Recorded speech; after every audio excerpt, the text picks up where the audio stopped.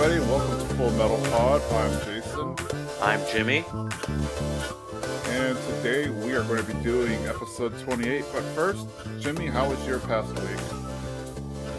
My past week, it was very chill.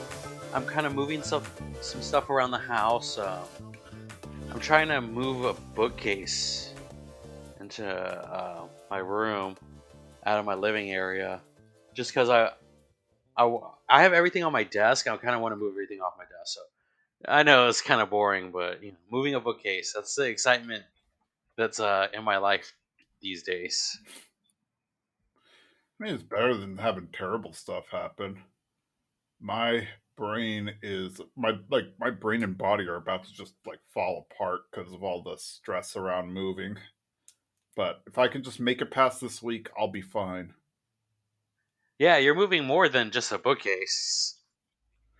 Yep, moving to a whole new location, moving to a house or well, condo, which I guess is technically a house. You own it, so but yeah, doing that move and that's just been crazy trying to get everything together and planned and packed and coordinated and yeah, it's been fun. And then getting furniture shipped over and because I'm moving to a large like I've been living in a shoebox for the past few years, it feels like. And now, so that I'm moving to a somewhat larger place, I'm like, okay, finally I can get some like actual furniture. So now I just ordered it, and now I'm just like watching it get delivered or making sure it all gets there on time, and then have my actual stuff move. And yeah, it's gonna be fun. Your dog must be loving this. So you're gonna have more space, right? Yeah, we're also gonna have like a little yard area too, so she's gonna love it. So yeah, it's gonna be pretty fun. Are you gonna be able to like grow anything? Are you gonna like plant something or have like a plant? I mean, I imagine I could. I'm gonna have to check with HOA rules, but I'm 90% sure I'll be able to. So I don't know if like people remember at the beginning of this podcast, I was trying to grow some mango seeds and some mango trees, which failed. All my seeds, some sprouted and then they died. I don't know what happened. But I saw advertisement on Instagram. It's for succulents, and they mail you 2 succulents a month.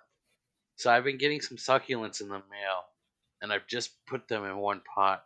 So I'm hoping like that's my thing. Like that's my plant that will grow. Succulents, yeah, I hear succulents are like hard to kill and they grow pretty well and everything. So I've thought about doing that because like flowers and whatnot seem like they're too much work. My thing is I want plants in kind of where I work and I'm on the computer because I feel like I'm like there's a lot of carbon. I don't know. I'm breathing out a lot. I want some plants in here, like freshen my air up. So I want to put some more plants in my room. They say it's like good for you to have plants in your room, so that's positive. Like I've never had them myself, so that's why I'm thinking about doing it too, like flowers or I don't know something like a palm tree. I don't know, but that yeah, I hear that like it's supposedly good for your emotional health or mental health or whatever. I would love to grow a small fruit tree in my place, like an indoor fruit tree. I don't know if those exist, but if they do, I would like one. If mangoes can grow inside, let me know someone because I want to do that. I'd imagine you could, but you'd probably have to buy like a bunch of gear to like create the proper environment. That's my guess. I'm not by any means an expert on the area, but if I had to guess, I'd say that'd be the case. If that is the case, maybe we should be working on like breeding a low light indoor fruit tree. I don't know who I need to talk to or what Kickstarter person I need to donate to, but if someone knows, point me into that direction. I'm willing to throw some money at that. Oh, that might be fun.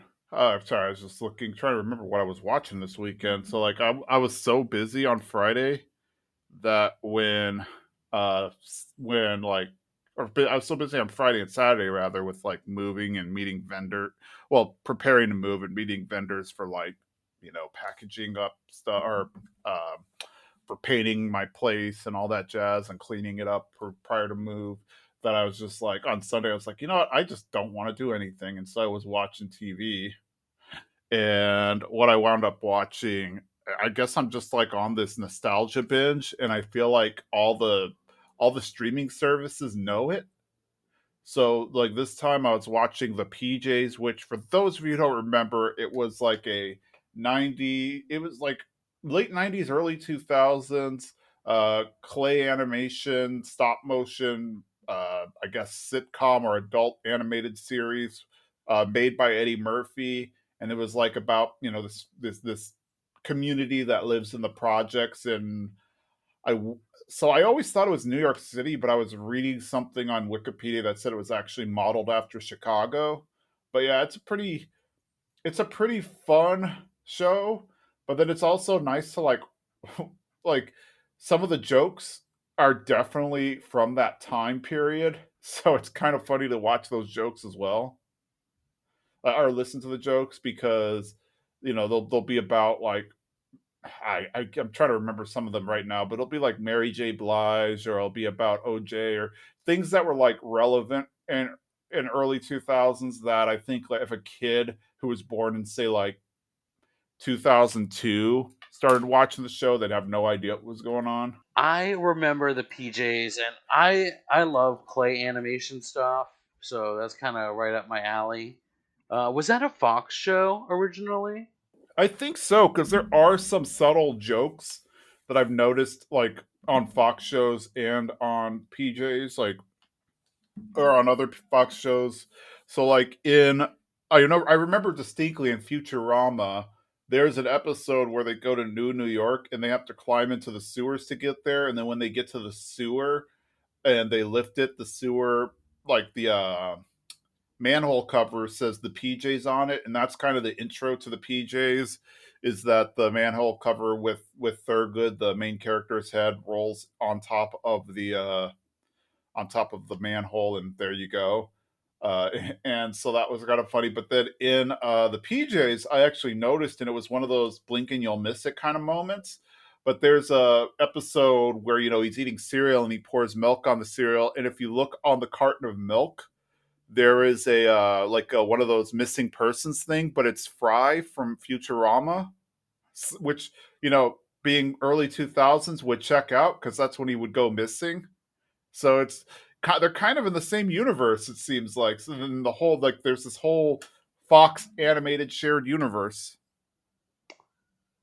I I don't know. I don't know if Marvel has rewired my mind that I want more shared universes. I feel like there was. I don't think. Man, now I can't even remember before Marvel was a thing. But Marvel wasn't the first place to do a shared universe thing. I think at their scale they were, but I don't think they were the first ones ever to do one.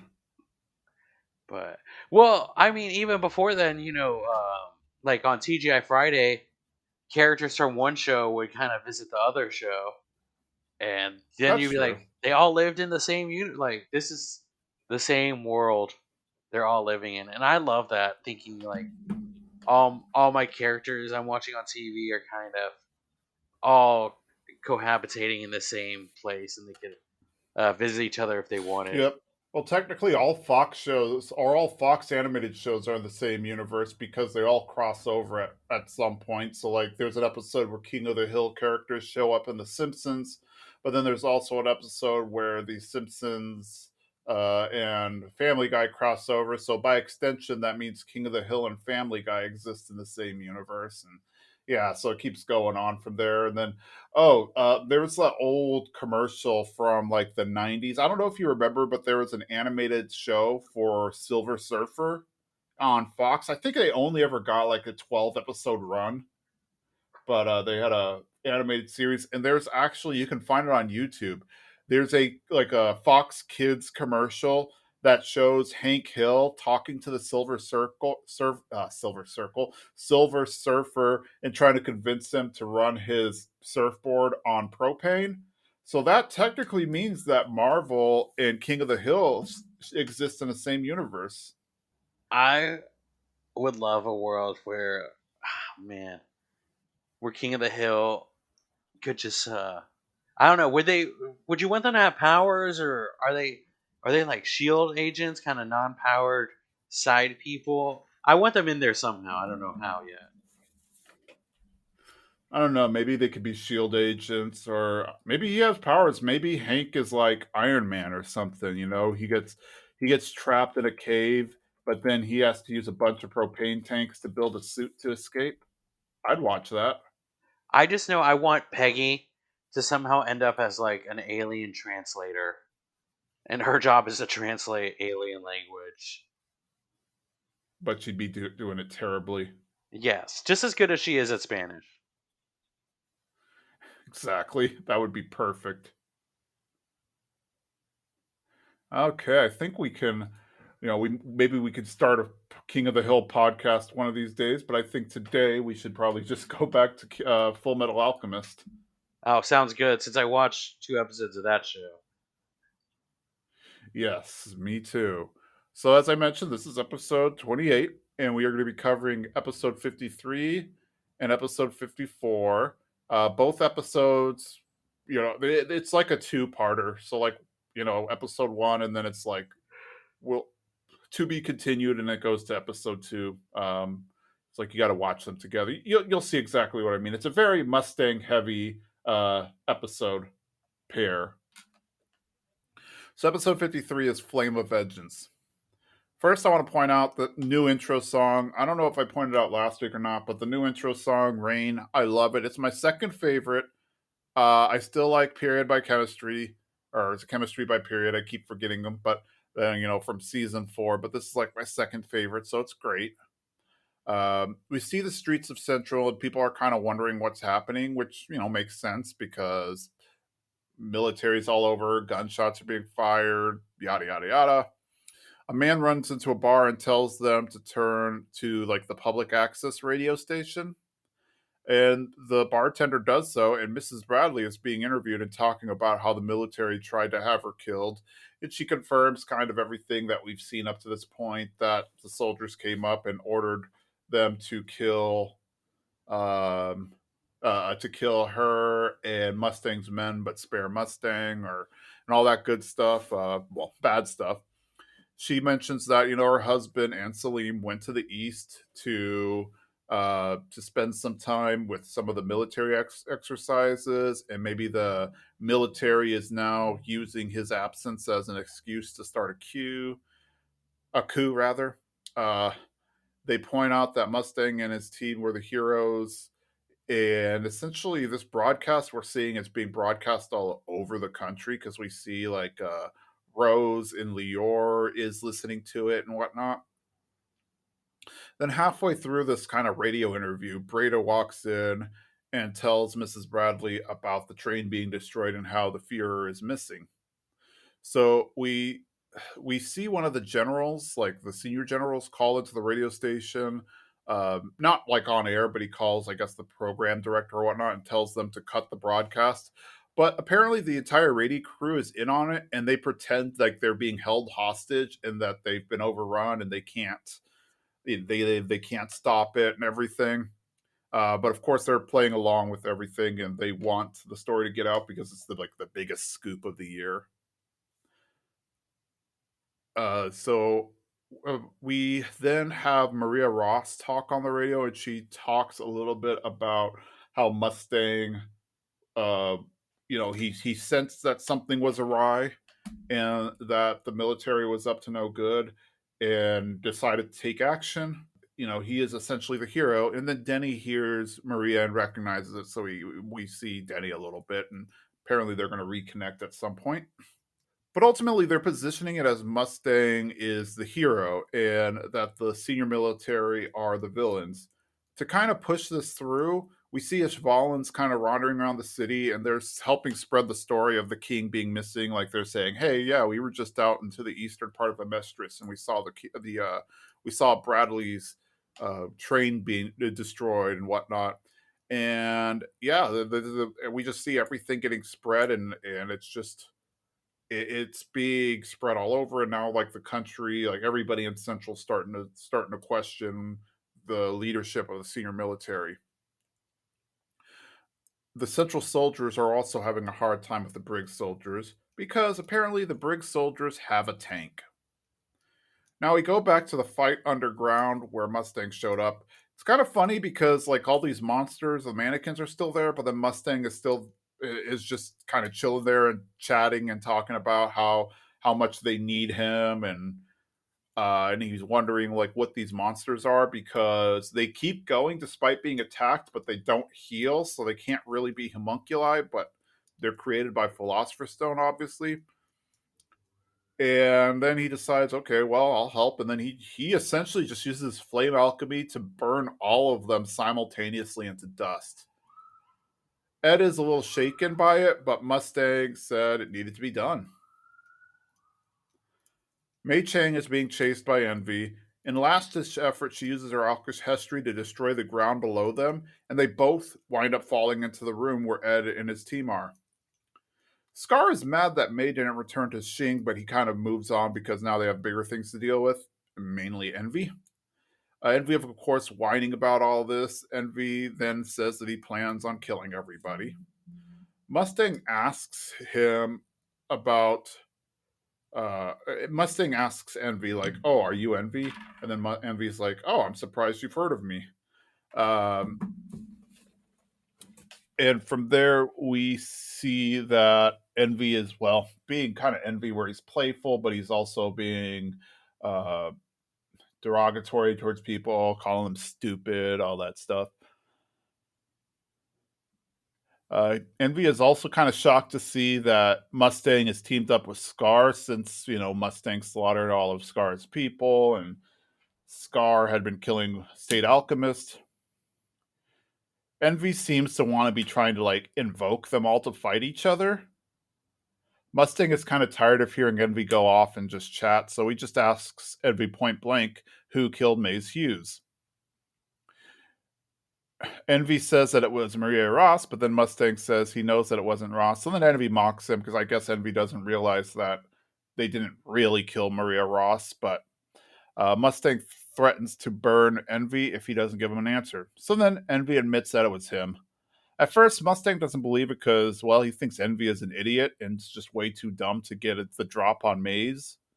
But then Envy shape shifts into Mrs. Hughes and shows that this is how he was able to trick Maze and ultimately kill him.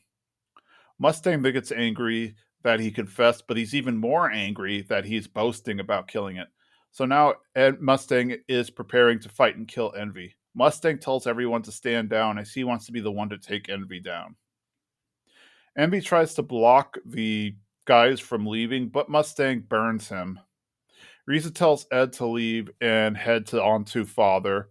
Ed is reluctant to leave him behind because he is worried about what Mustang will do. Envy then takes his like monstrous form and begins to fight Mustang. However, before he even gets a chance to finish his threat, Mustang uses his alchemy to boil his eyes, and Mustang mocks him for making himself a bigger target. Envy then remembers that Mustang is the one who burnt Lust to death, so he runs away, and Mustang trails him and asks Riza to stay behind. We see up a little bit ahead. Ed and the team are heading down the tunnel, and Ed talks to Scar a little bit because he's worried about Mustang. They're worried that he's going to become a monster with all of this stuff going on.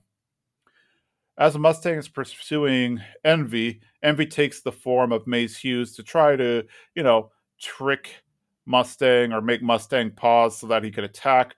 But of course, Mustang just burns Envy and he says, "Hey, I know for a fact Maes Hughes is dead. So the fact that you invoke his image it's stupid. Makes me want to burn you more." So Envy tries to run towards Mustang, thinking that, well, maybe and he won't be able to get him. But nope, it looks like even Mustang can do pinpoint precision attacks and is still able to burn Envy.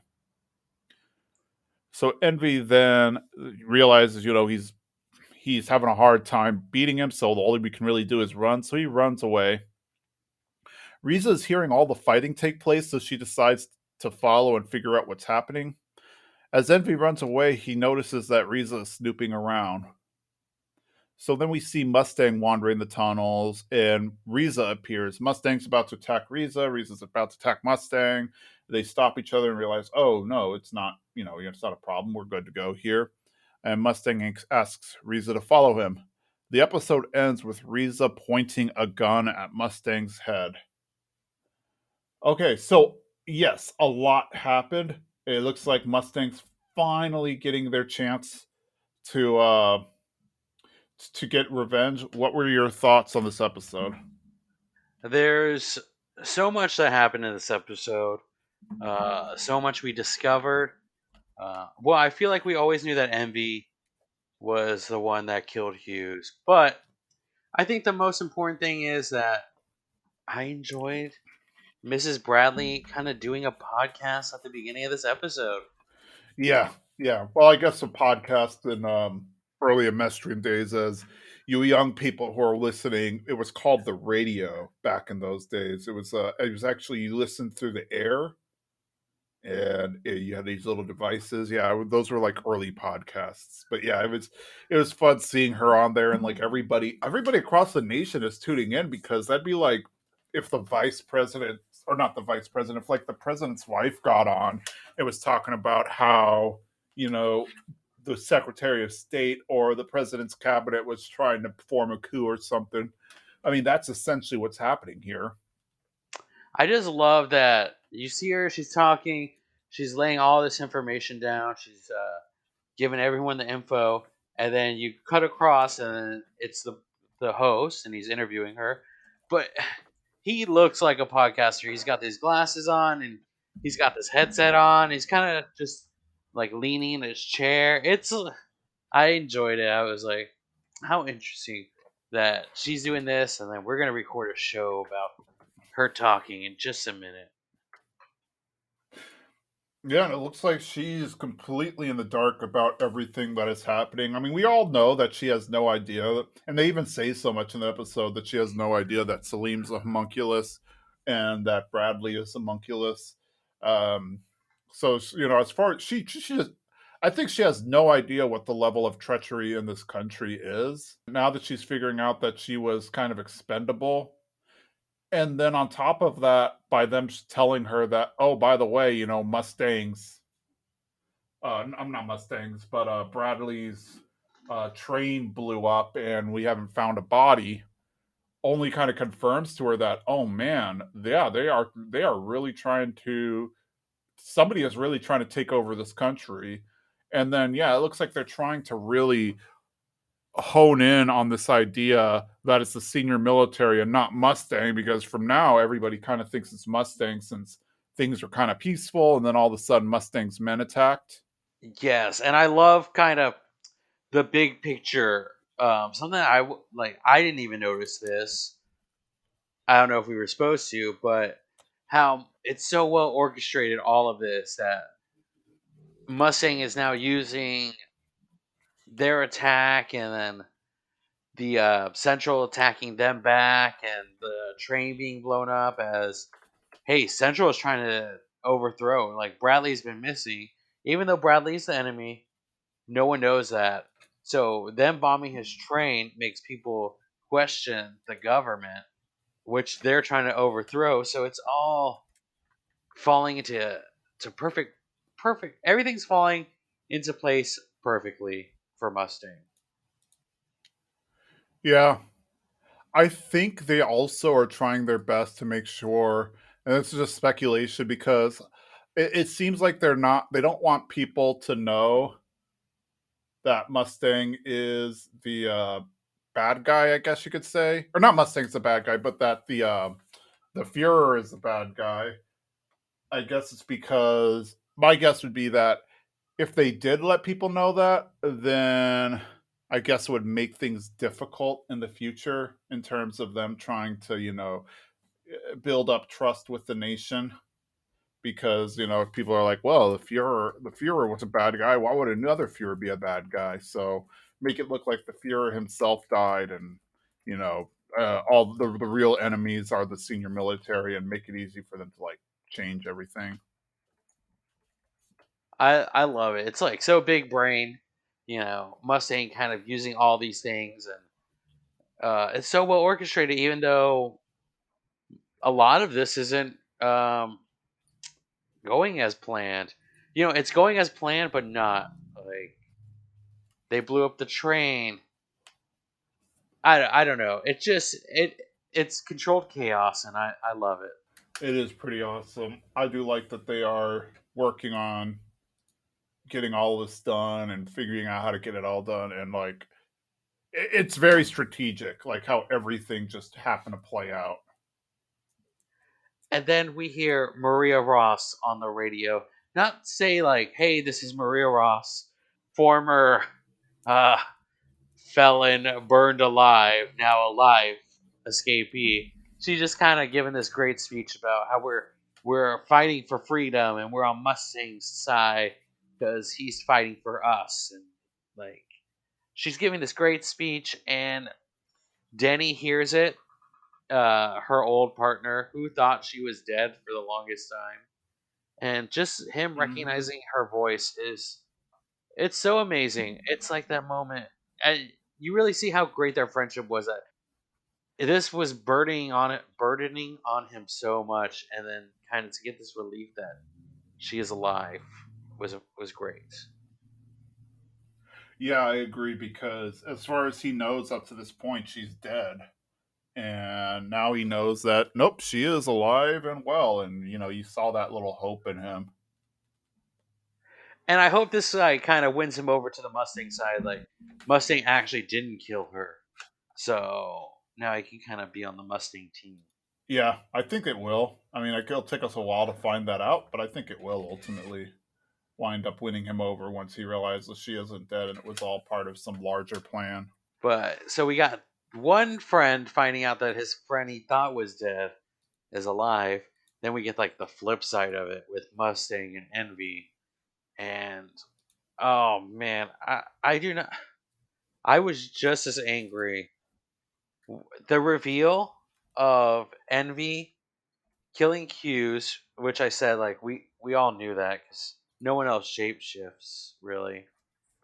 But to find out that he took on the form of Hughes's wife. Oh man, like what was he expecting? Like everyone to be like, "Oh, that was very clever," or every Mustang was angry. As I think, like, he definitely, what's the word I'm looking for?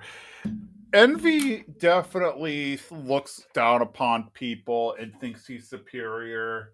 So I think he figured whatever happens to him, he will still have the upper hand. If that makes any sense. Like I think he realizes that yeah, even if I do piss off Mustang, I'm stronger, I'm bigger, I'll be able to beat him up. Remember, it wasn't like until after Mustang started attacking him that he had this realization, like, oh crap, no, this guy was the same one who wound up killing Lust and burning her alive, so he can do the exact same thing to me. I can understand like the rage I would have at that moment. I was watching. I was putting myself in Mustang's shoes, and the revelation of this. It's oh man, and it just makes you think like how kind of something that happened in the beginning that through line is still there, and you know we haven't seen Mustang really mention Hughes a lot. Hughes has been mentioned here and there, but it's kind of like this promise he kept to Hughes's grave, like I'm gonna avenge you, and I'm gonna find your killer, and I'm gonna bring you justice, so you can have peace. And he's at this moment, and it's everything he's been holding because we've seen this kind of lighter side of Mustang these past couple episodes. He's joking around, he's running around, he's having a good time. Even before we see Envy in this scene, him and Hawkeye are kind of making jokes about last time we were here. He's saying to Hawkeye like she was crying over him, and she banches back like I can't cry because water is your weakness, or you don't get too good in water. But now we see all that anger Mm-hmm. being unleashed as he finds out the truth. He hears the truth that he's kind of probably already knew all along. Yeah, yeah. Like I don't. I mean, I think he was just hunting because, as far as we could tell, he nobody had any idea who actually killed Maes Hughes because really only one person saw it happen, and that was Hughes and Envy because Envy was there and did the shooting, and Hughes was alone in a phone booth.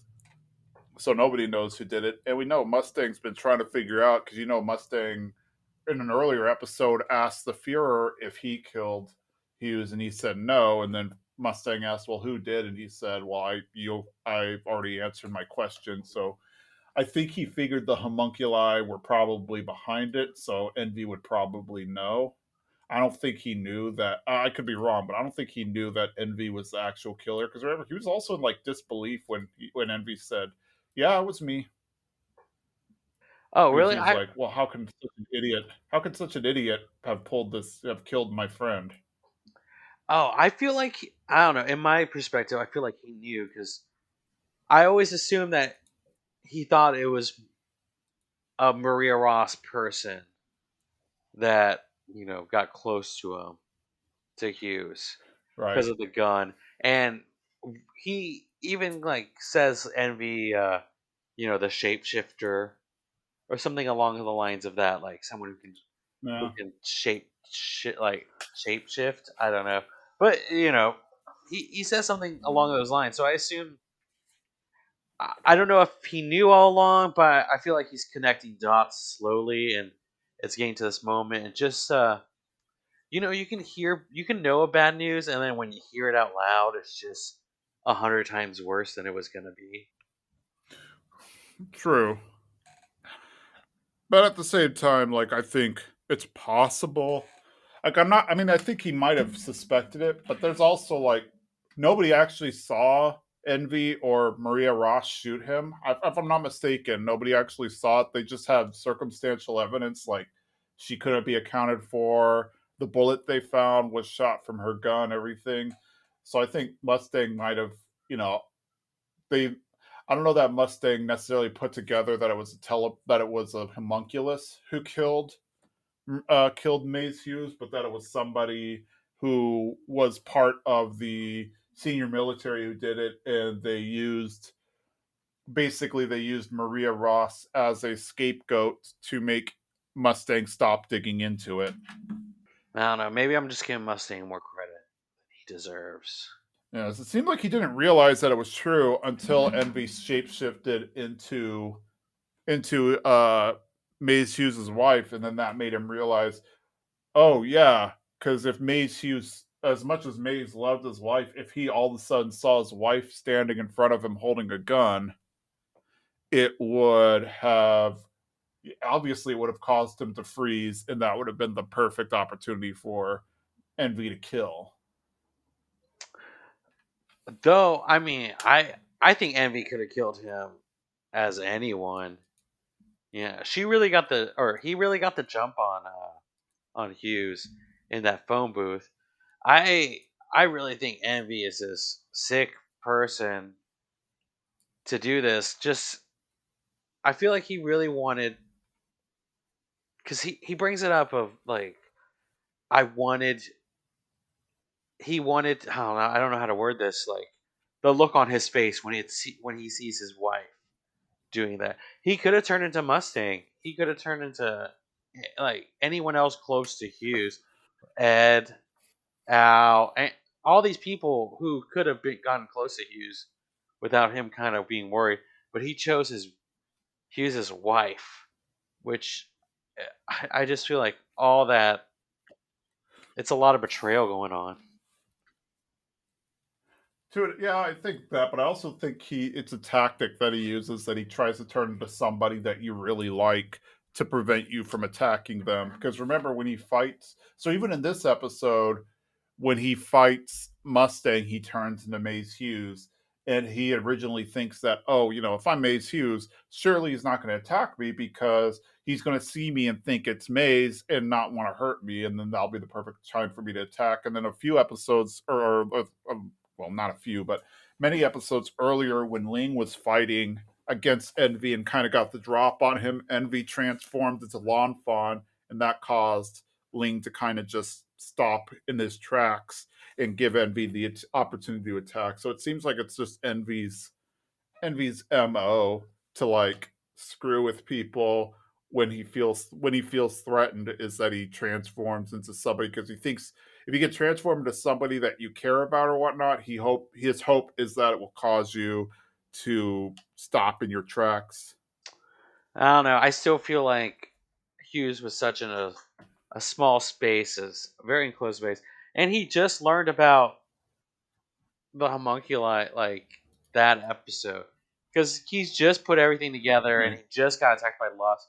He hasn't had much dealings with them, or any, I believe. But I mean, right. that's back in the past. We This is a horrible True. present we're in, where Mustang is letting all this kind of wash over him. Yeah, and he is relentless in this one. He's just burning them up, or and be like he's not stopping. And I mean, that's the only way to really destroy them. 'Cause the only other one he's destroyed is Lust, and he's kind of taking the same tactic as that. Except I would say this is more torturing than it is kind of just burning the person. Yeah, well, and I think this is a little different because you even see that Riza is concerned for Mustang, and then of course Scar and Ed are concerned for Mustang because Mustang is not fighting out of self defense or anything. He's clearly fighting for revenge, and they're worried about him being like.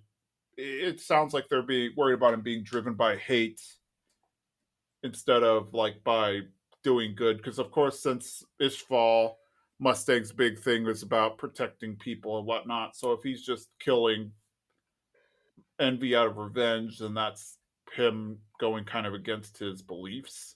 True. And so I was confused. I wasn't too confused, but when he goes chasing after Envy, because Envy clearly knows he's out of his league against Mustang, and Mustang's just too powerful.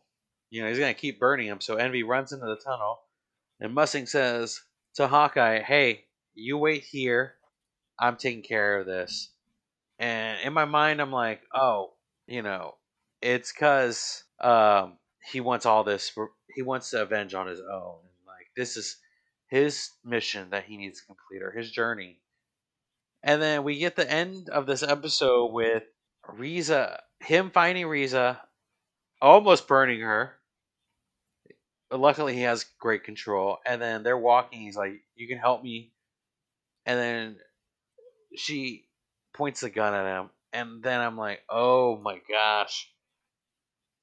Envy's a shapeshifter. She's Envy. And this is why he told her to wait in the main entrance so that he wouldn't get confused. So, I mean, what a great cliffhanger. Yes, that was a perfect cliffhanger for the episode because yeah, it's like, okay, what's going on here? She has a gun to his head. What's going to happen? And yeah, and we know a shapeshifter is wandering, so anything's possible. So yeah, I think now rather than leaving everybody hanging, let's just jump into the next episode and figure out what happens to everybody. So let's see here. We have episode 54, Beyond the Inferno. So it starts with a flashback to the Ishvalan War, or I guess you could say the end of the Ishvalan War.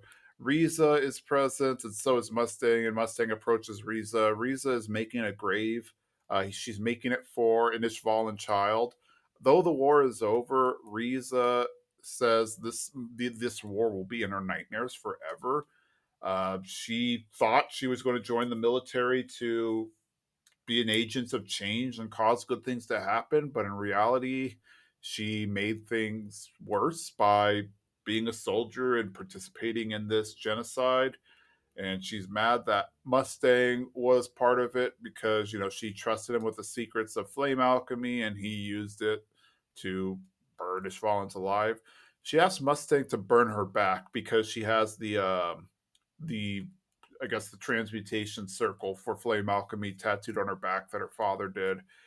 and she wants it burnt off because she just feels that flame alchemy is just too dangerous and nobody else in the world should know it.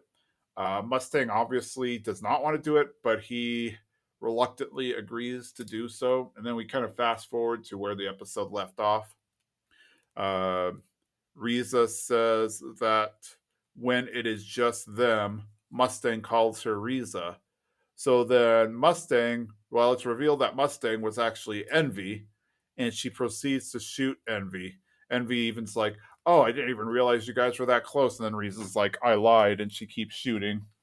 Envy like is able to get a scratch on her, but she continues to shoot and keep firing on him. But Envy is then able to grab onto Riza and hold her. Mustang appears and burns him, and Envy is then just getting burnt to a crisp by Mustang. Mustang just keeps snapping and sending flames, and it's just crazy. And you almost could tell that he's getting some level of joy out of it. But Mustang burns Envy until all that's left is that little lizard tadpole creature, Envy's true form.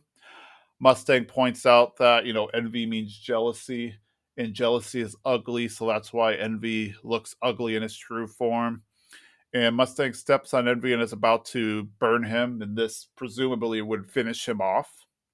But Riza points her gun at Mustang and says that she will finish off Envy.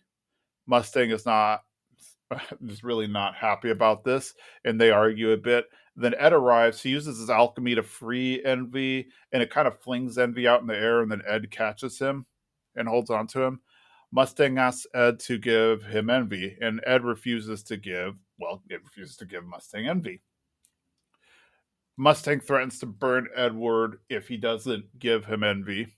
And Edward says, "Fine, I'll fight, but before you do that, take a look at your face. You're turning into a monster. You're not fighting for justice. You're fighting for revenge. You're fighting out of hatred." Scar questions like Mustang, and he says, "Hey, I'm not going to stop you. Like, far be it from me to tell somebody not to be driven by their anger. But I can't imagine what a country will look like when their leader is, mass is a slave to their own anger and their own hatred." Riza then asks him not to kill Envy. He did a great job hunting it down, but she will take over and she will finish it. Mustang is upset because he's like, "Hey, yeah, I caught him. This was me. I caught him. I finally caught Maze's killer." And Mustang's just reluctant to want to let anybody finish off Envy but himself. Mustang then starts to have flashbacks to times when he and Hughes were together, and he's just torn as to what to do. And so he still wants to kill Envy, and Mustang just tells Riza to shoot him if that's what she wants to do. But then Mustang questions, "Well, what will you do after you shoot me?" Riza says that once all of this is over, once the promise day is over, she will kill herself to remove the secrets of flame alchemy from the world.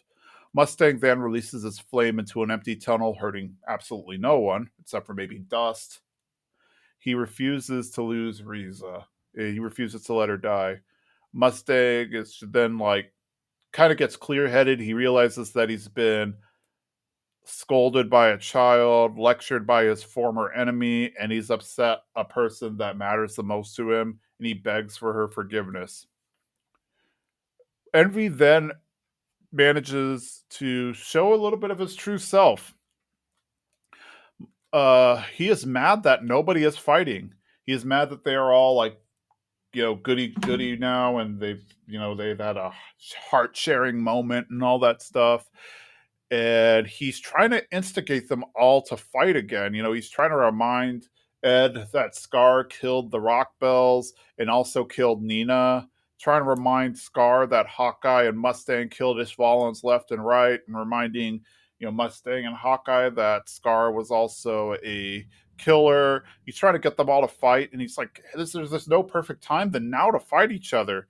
They are all way past the point of kissing and making up." And then that's when Ed realizes why he is named Envy. He is jealous of humans. Because even though Envy sees homunculi as being stronger than humans are definitely more resilient. And when push comes to shove, Their loved ones will always pick them up and they will always work on growing stronger together. Envy then has flashbacks to all the times that he mocks humans. He then bites Ed's finger and he is dropped. Envy is starting to upset and he's crying. And yeah, it is just Envy just kind of has this huge existential crisis where he realizes that he is humiliated because Edward, a puny human, was able to see right through him and figure him out. So then Envy reaches into his mouth, pulls out his Philosopher's Stone from his body and destroys it, ultimately ending his own life. And he vanishes. So I guess he didn't want to be taken. He knew he was going to die and didn't want to be taken out by weak humans, so decided to do it himself. And I guess that's the end of Envy. We jump back to the Sloth fight. He is healing and preparing to fight again. More soldiers arrive, and they say they're there to kill Armstrong. Obviously, they change their tune once they see Sloth and the mannequins. Sloth is about to attack Olivier, but Alex holds him back. You know, I guess he has like a chain wrapped around his leg, and Alex grabs onto the chain and holds it. This obviously upsets Sloth, so Sloth starts to beat up Alex. Olivia is not worried at all because she knows Alex has trained better than to let himself die here. Sloth inevitably winds up popping Alex's shoulder back into place. And now that he has his shoulder back in place, he is able to beat up Sloth without issue. The soldiers raid the Armstrong estate, but see that no one is there. A tank continues to fire on Central. The soldiers say, "Hey, fire upon the team." Well, we haven't cleared out everybody yet. Like, we haven't cleared out civilians. I don't care. Fire on them. So the soldier just wants the brig soldiers to be stopped. All of a sudden, we hear an explosion inside of Central Command, and uh, we see Buccaneer come out and grab the soldier, the general. It turns out that they had been sneaking in. And when they figure out how, or the general asks, "Well, how are you able to break in here?" We now see Azumi Curtis. She used her alchemy to dig a tunnel into Central, and it's kind of funny because this is the first time she ever actually acknowledges she's an alchemist. She says like,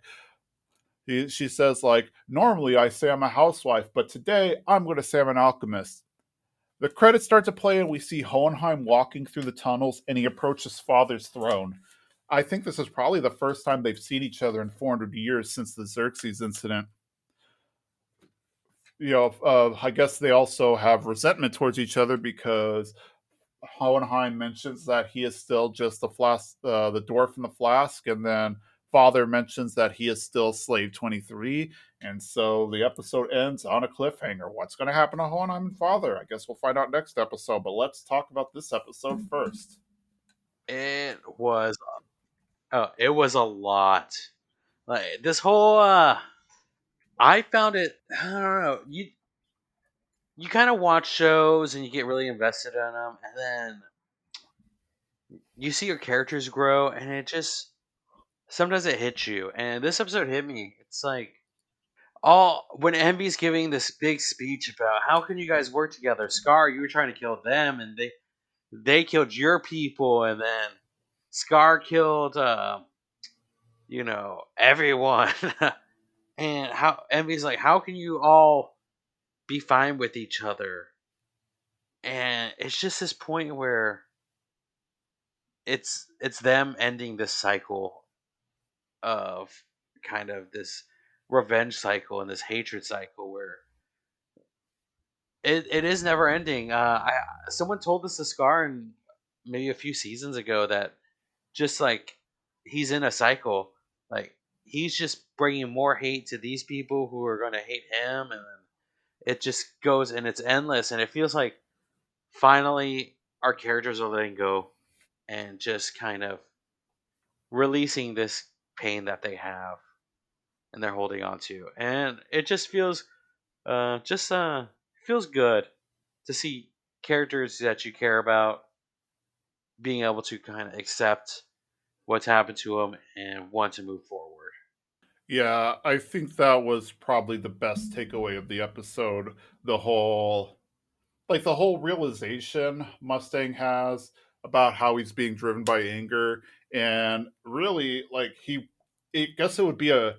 They're treating it as like it's a path that once he passes down, or once he walks down this path of murdering, not out of necessity, not out of self defense or anything, but purely out of anger. Like once he crosses that path, there's no going back. And so they figure, well, he can't be a great leader if he's willing to do this terrible thing. Which to an extent, I understand what they're saying. Like, definitely, he'd be no better than the Führer if he does something like that, or the current Führer.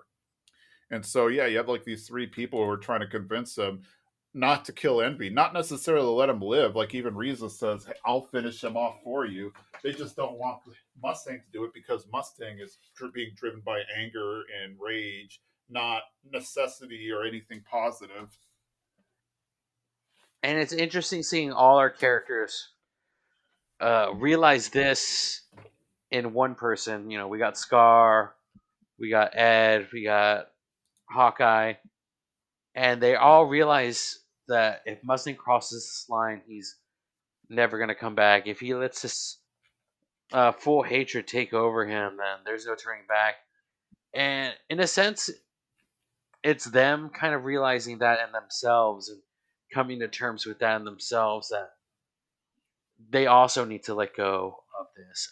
I just love this whole episode. It's just it's such a great takeaway from an anime that you're enjoying, that you're watching. It's so entertaining, and the fights are so great, and the story is so emotional and jam packed and interesting. And then every now and then you get these cool little life lessons, and I really enjoyed seeing our characters have this takeaway. And oh man, I was there. Like last episode, I was there with Mustang and that anger. I know our listeners know that Hughes is my favorite character. Though what little time we had with him, he's left such an impact on me. And I had that anger that Mustang had last episode, and I felt the pain that Mustang had this episode too. Because Hughes doesn't want to see Mustang go down this path. You know, this isn't what Hughes would want for his friend. Exactly. He would not want Mustang to become this monster, so to speak.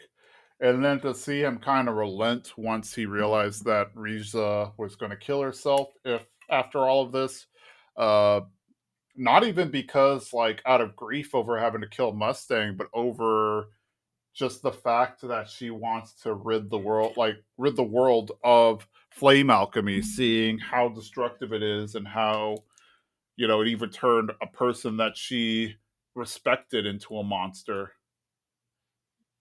And yeah, after hearing that, I think that's when Mustang had the realization that he was being irrational, and that made him change. And then, of course, we have the huge envy portion where envy has like that realization that he is jealous of humans because of the relationships they can build.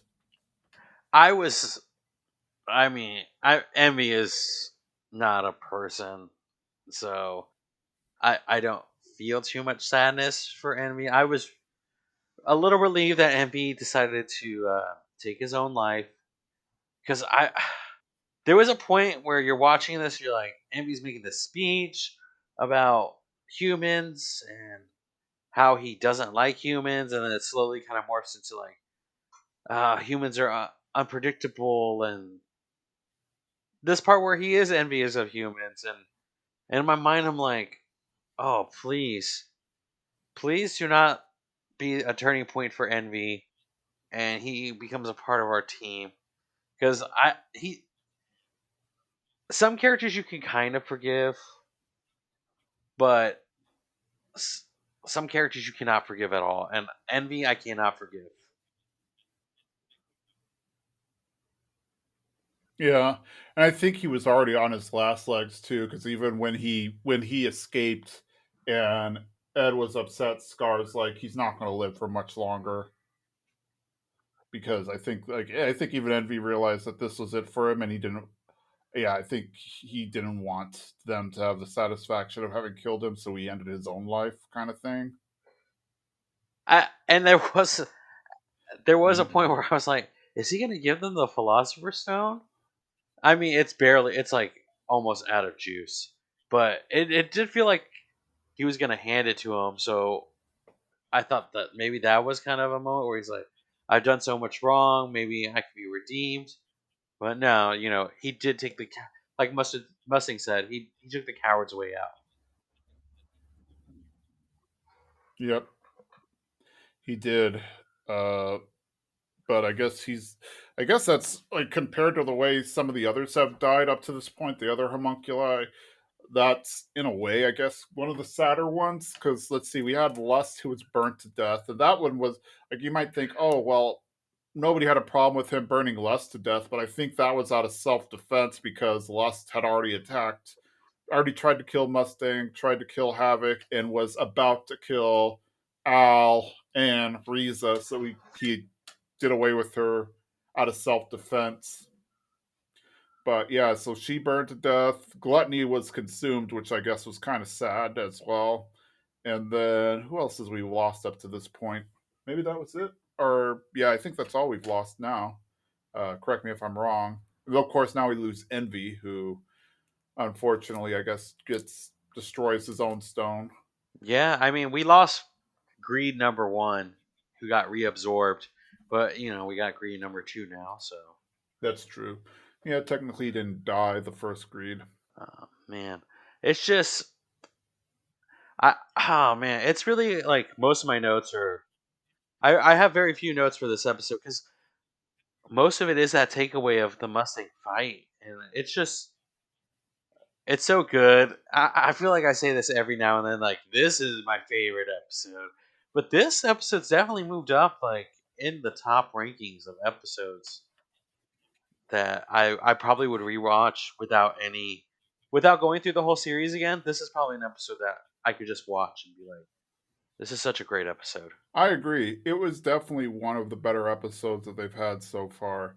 Uh, just because of the character development and the deep things about friendship, forgiveness, moving forward, all of that happened. And then, of course, we still had some fun moments too. Um, Beyond that, of course, we had like the Armstrong situation. We finally got to see a point where Olivier respects her brother, which I liked because she was like, oh, what was it? She like he was being attacked by Sloth, and the soldiers were concerned that Alex was being attacked, but she wasn't at all. But it wasn't like, oh, I don't care what happens to Alex. It was more like he's trained too well. He's too strong to let himself die here. Yes, and it is like this other great kind of. I wouldn't say they were a clash during this sloth fight. It did seem like two different styles trying to merge together.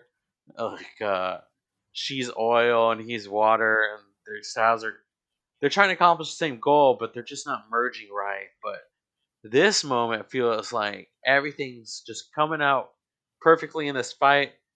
I love how she just takes control of the soldiers that come in. They're like, "We're here to kill you," and she's like, "No, you work for me now." And they just fall in line, and Alex is kicking butt. I love kind of seeing his alchemy this episode. We've seen it here and there, but really seeing him go full force is awesome. Yes, I think he's going full force. He's not holding back because he's fighting an immortal being.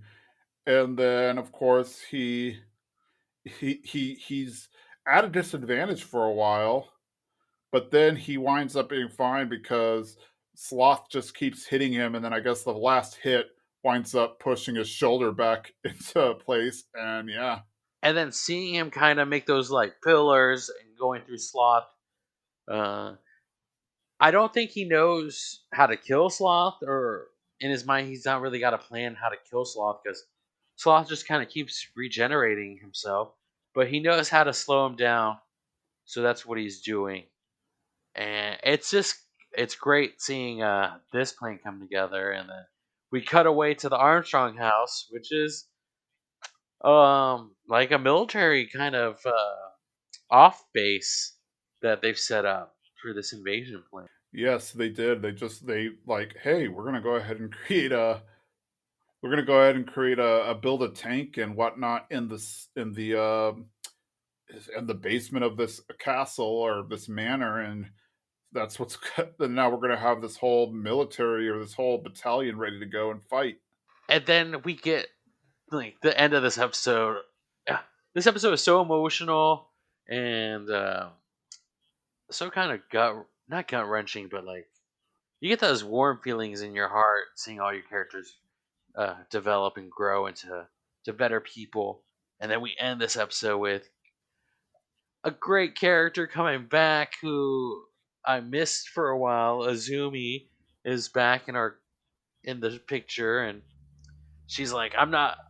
She doesn't say I'm not a housewife. She just says like I've always said I'm a housewife, but now I'm an alchemist, and I'm excited to see this other half of Azumi now that she's kind of fully accepted the strong alchemist she is. Yep. Now that she's not trying to pretend she's something she's not. Now that she's actually leaning into the whole alchemist thing.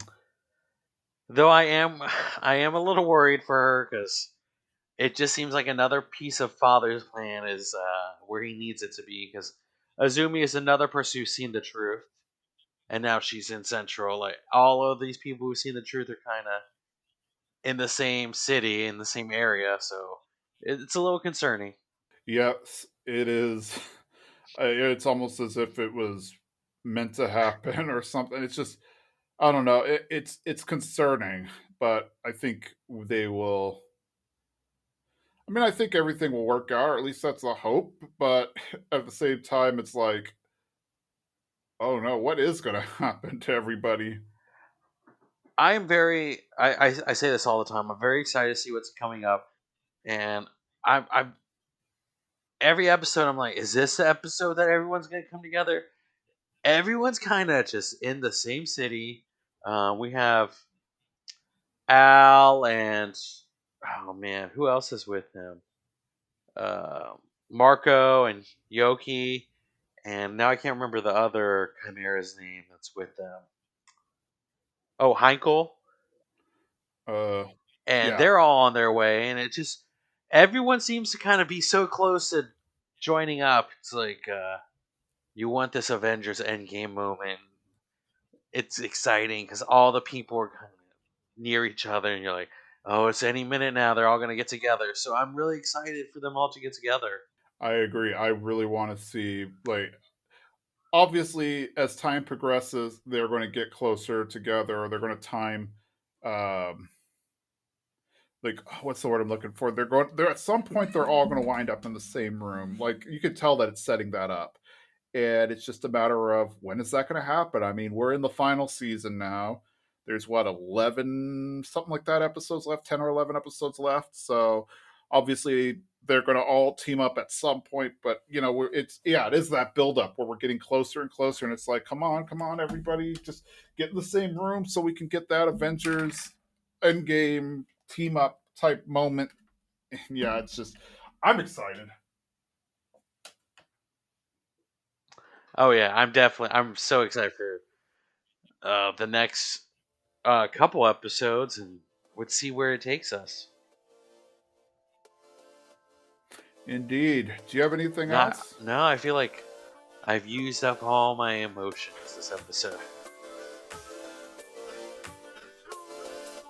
Yeah, same here. That's all I've got, but I guess we'll have more next week. So, yeah, I want to thank everybody, as always, for listening to us, and we will catch you next week. I'm Jimmy. Bye. Bye.